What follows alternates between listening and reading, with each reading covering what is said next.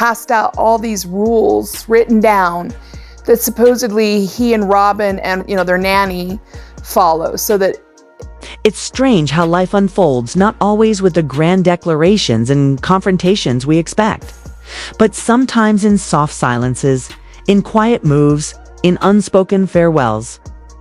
I don't really know how to explain this. Maybe because it was never supposed to be mine to explain, I wasn't meant to know. And maybe that's the point.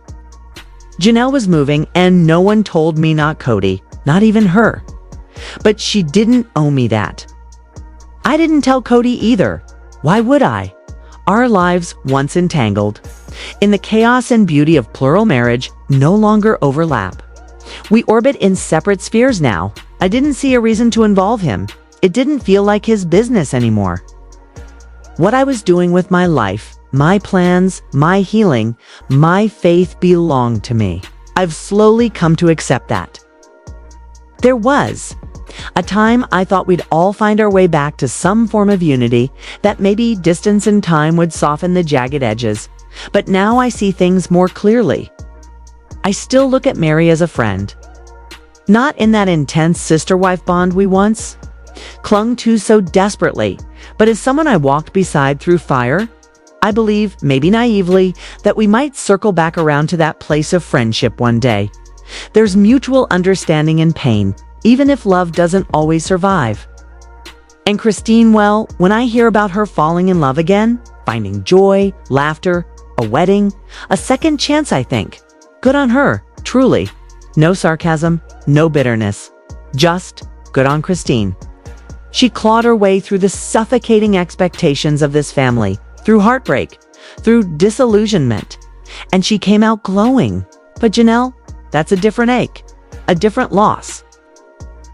I always hoped that maybe, just maybe, Janelle and I could have worked it out. That there was still a thread tethering us together, frayed though it was. But even that hope has slipped through my fingers like sand. Today, she's leaving. Not just metaphorically. She's packing her life boxes, memories, dreams, and loading them into a moving truck bound for North Carolina. And I'm not part of that journey. I watch almost like a spectator in a life I used to live, as she throws the last few bags into the back of her truck. Her voice is firm but tinged with emotion. Ready to move? She asks, glancing back one last time at the place that held so much hope and so much disappointment. It's a massive move, not just geographically, but spiritually, emotionally. You ready to leave FL stuff? Someone teases. She smiles. Yeah, I love it. I really do. But I'm ready. It's time to do something different. And that's it. She's choosing change over comfort, adventure over familiarity, healing over history. She's sad, sure. You can hear it in her voice, see it in the way her fingers linger on the doorknob for a second longer. But more than anything, she's excited, intimidated, but thrilled. Maddie and Caleb, her anchors, now have partnered with her. They've bought over 150 acres in North Carolina, a land teeming with possibilities. There, they'll build homes, plant roots literally, and create a flower farm. A whole new chapter is beginning. One Janelle is writing with her own hands. Without Kody, without the weight of a past that no longer fits. She's not running away, she's running toward something. Toward purpose. Toward peace. As they drive off, she calls out, "All right, guys, people ready to roll out?" Her children cheer. Ready to roll out? The truck roars to life. Hit the road. Okay, bye, love you. And just like that, she's gone. But her story is far from over. In another part of this fragmented family, life is unfolding in a quieter, but no less profound way. I needed to talk to them, to my family, my children, about what's been stirring in my heart. I've been attending a local church, quietly at first, just sitting in the back, not ready to be seen. But something shifted. I felt something real, something peaceful, something I hadn't felt in a long time. Place where I wasn't the ex-wife, or the sister wife, or the woman who stayed too long. I was just me. And that me is rediscovering faith. I've gotten deeply involved with the church community, and I feel like for the first time in years, I've found a space that nurtures my growth, my relationship with God, my healing. And so I gathered them. Not to make a grand announcement, but because this felt sacred, wanted to talk to them about getting baptized. Not into the church as an institution, but into the presence of something divine. Into love, into grace. I asked nervously, "Would you baptize me with my pastor?" The room went quiet, Kay, and then warmth, acceptance, support. Kody, surprisingly, looked at me and said, "I've prayed for that, for all of you." For a moment, I saw the man I once fell in love with. The man before the bitterness, before the control, before the unraveling. And he said, "I'm proud of you." Meant it. I could feel it. I explained that this baptism wasn't about rejecting our past or joining a specific group. It was about declaring my love for God, about finding clarity in chaos, about walking into the next phase of my life as a woman of faith, a woman reborn. And yes, I was nervous, but mostly I was ready. I wanted him to be part of it, even if only on the edges, because healing isn't just personal, it's communal. It's layered. And so, with his blessing, I stepped into the water, guided by my pastor and embraced by a family still piecing itself back together. And as I rose, soaked in both water and light, I felt free. I felt whole. Life doesn't look like I thought it would when I first joined this family. We were all so young then, so convinced that love could conquer every cultural norm, every hardship. But love without truth, love without equality, love without freedom becomes a cage. Christine broke free first. Meri followed. Janelle found her path not through anger but through resolve. And I'm finding mine in silence. In prayer. In the flowers Janelle will grow in North Carolina. In the laughter of Maddie's children. In the quiet strength of a baptism. In the hard conversations we've avoided for years. In letting go of needing to be understood. In choosing joy, even if it comes alone. I don't need Kody to validate my journey. I don't need the cameras to capture my healing. I don't even need the old titles wife, sister wife, polygamist. All I need is peace. And maybe someday, when the dust finally settles, we'll see each other not as failed relationships or broken promises, but as survivors. As people who tried. As women who outgrew the structure that once defined them. Till then, we move forward 1 acre, 1 prayer, 1 flower at a time. So it's 2-part. One is to leave Flagstaff behind because I still have trauma over Flagstaff, I admit it. And then it's about like these dreams, because we really had great dreams about polygamy. Today felt heavier than I expected, not because of something tragic, but because of change, the kind of change that pulls at the roots you once thought were solid. We were throwing a retirement party for Malene, the heart and soul of the B&B kitchen. And while it was meant to be celebratory, something about it hit different. There were smiles, sure. Laughter, even applause when people brought up how incredible her cooking had always been.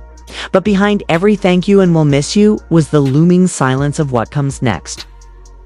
I stood there trying to keep it together, trying not to let the tears come because I knew what it all meant.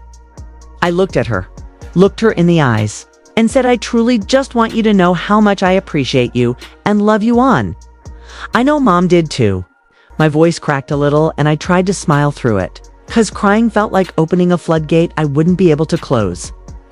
"I'm trying not to cry. I'm not going to make you cry either." And we both laughed through the lump in our throats. But with Malene leaving, it felt like the universe was whispering or maybe shouting a message. Is this the moment I finally listen? Is this my sign to let go of the B&B? To close this chapter I've clung to for so long, not because it fulfilled me, but because it felt like duty. I know that sigh I gave. It wasn't exhaustion, it was realization. I don't want to keep doing the B&B, I already know that. Known it for a while.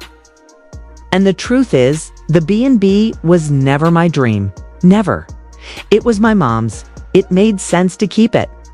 It gave me a place, a purpose, maybe, a way to honor her memory. But it didn't fill me. The dream was never the business, it was the house. Having that house. Being in that space where she poured her heart into every wall and curtain and cup of tea. That was the dream. And I got that. I had that. But now what? That's the question no one can answer for me. So you got that? Dream? Someone asked. What's your next dream? And I laughed. Not because I had an answer, but because I didn't. Oh, I don't know. I need to find a man. A dream man. A dream, you know? I joked. Half sincere, half hiding my truth. But I meant it. I'm open to it. I've spent years married to someone who didn't see me, didn't choose me, not really. I don't want to live the rest of my life alone. I've dated, gone out for coffee, talked to strangers who became friends. I've enjoyed meeting new people and rediscovering myself in the process. But no, I haven't found my person yet.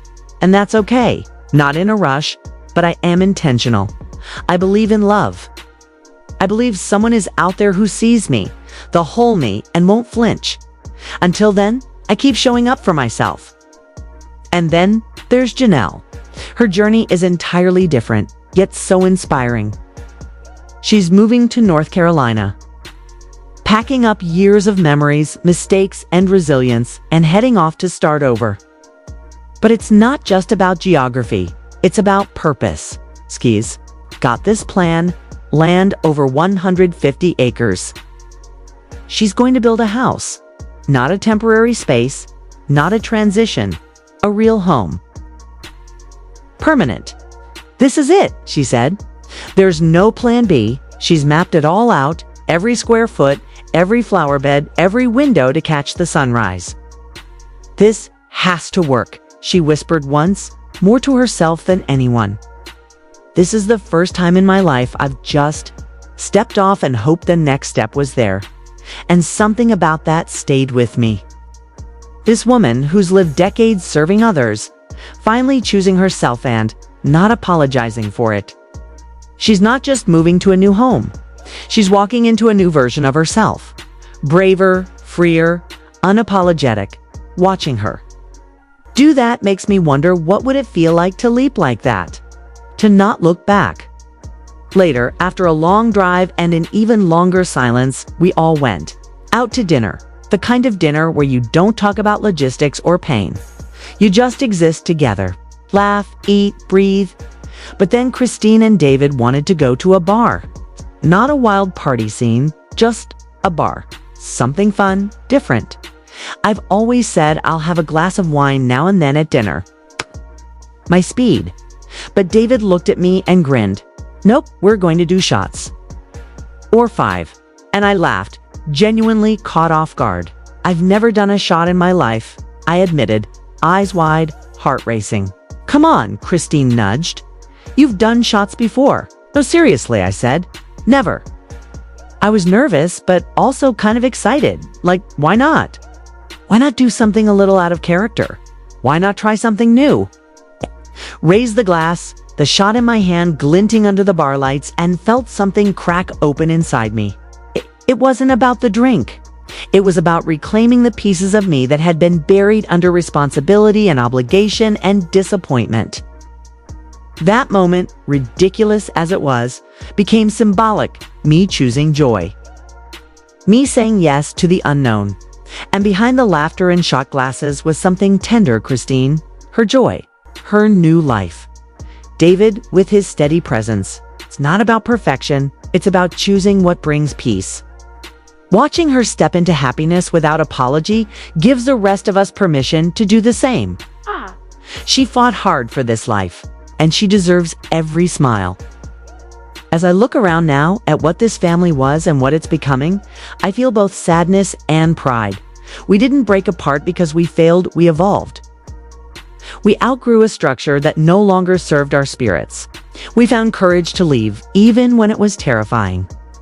We chose ourselves, finally. And maybe in that choosing, we'll find a new kind of unity, based on duty, but on authenticity. I don't know where the road ends, or what love looks like next. I don't know if the B&B will sell or if I'll meet someone who truly sees me. I don't know if we'll all ever be in the same room again laughing like before, but I know this. I'm not afraid anymore. Not of loneliness, not of starting over, not of doing shots at a bar after a long day of memories, not of saying goodbye to the things that once defined me. Because we are more than the roles we were given. We are more than wives. We are more than the tears we cried in silence. We are women who rose, who rebuilt, who dared to ask, what's next? And waited patiently for the answer. And that answer in its own time always comes. I'm not really sad about Dad and Christine breaking up. I'm really sad that Christine is moving. There's something surreal about sitting in a bar, laughter echoing around you. It's the soft clink of glasses, the hush of people letting go of their burdens, even just for a night. For me, it's unfamiliar territory. Never been much of a drinker, never had a shot in my life. Christine, now she enjoys a drink here and there. And she does it with such joy that it doesn't even feel like indulgence. It feels like celebration. As for Meri, I don't really know where she stands with it. We haven't been around each other much lately. Our lives have slowly drifted apart, like separate rivers heading toward different oceans. Kody, though, he likes a drink. That much? I know. But for me, it's never really been my thing. I guess I've always preferred to eat my sugar rather than drink it. But tonight felt different.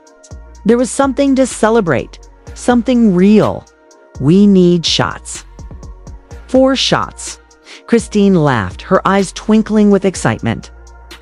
David stood beside her, smiling that steady, calming smile of his. I looked at them both, uncertain but open.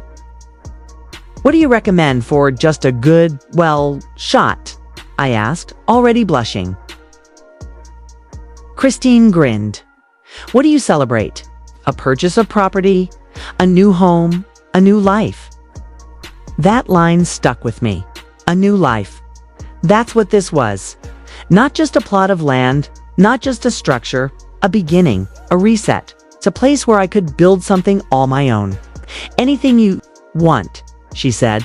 I don't even have a clue how to order, I admitted, half laughing. Make it fun, David chimed in. I think we ought to try this thing I had in Miami. It's called a slippery nipple, Christine said without missing a beat. I burst out laughing. Seriously, who comes up with these names? But it was funny and light, and for once, I didn't feel like I had to carry the weight of an entire broken family on my shoulders. It's really good. Butterscotch and Baileys, Christine added. I nodded. Okay, I'm down. The shots came and we raised our glasses. Cheers, Christine said. To new beginnings.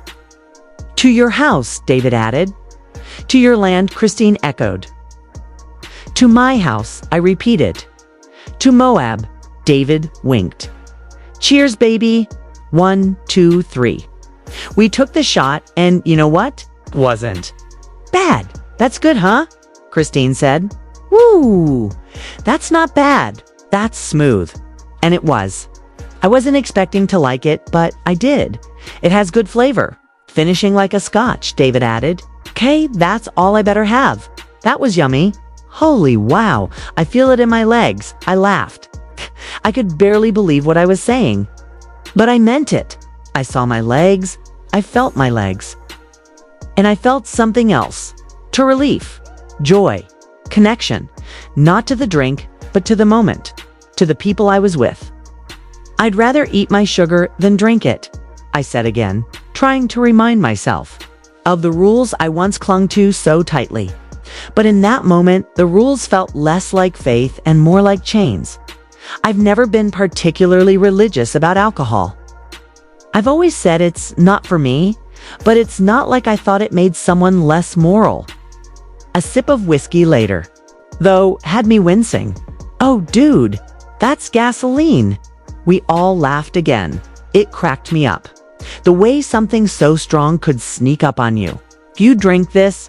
I asked David, still blinking. I've done one shot before and it was nasty, I confessed. Never had a shot at a bar before. There's something about stepping into a new, Experience even something small like this that marks a shift in your soul. And I needed that shift. We sat in the bar, surrounded by warmth, by ambience that lived up to its promises. And I realized I was actually glad to be here. Just to chill. Just to exist without expectations. But even as the night rolled on, a shadow lingered in the back of my mind, Kody. Something is still wrong in my relationship with him and Janelle. There's distance, yes. But more than that, there's silence.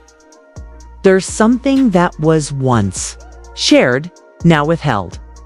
And maybe that's the most painful part of all. That she wanted to move without me knowing? That maybe more than anything it was about getting away from me.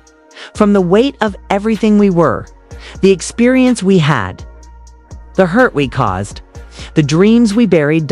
And still, I can't blame her. Not really. It's choosing herself. She's choosing a life better suited for who she's become. It's not who she was told to be. My life is about to change too.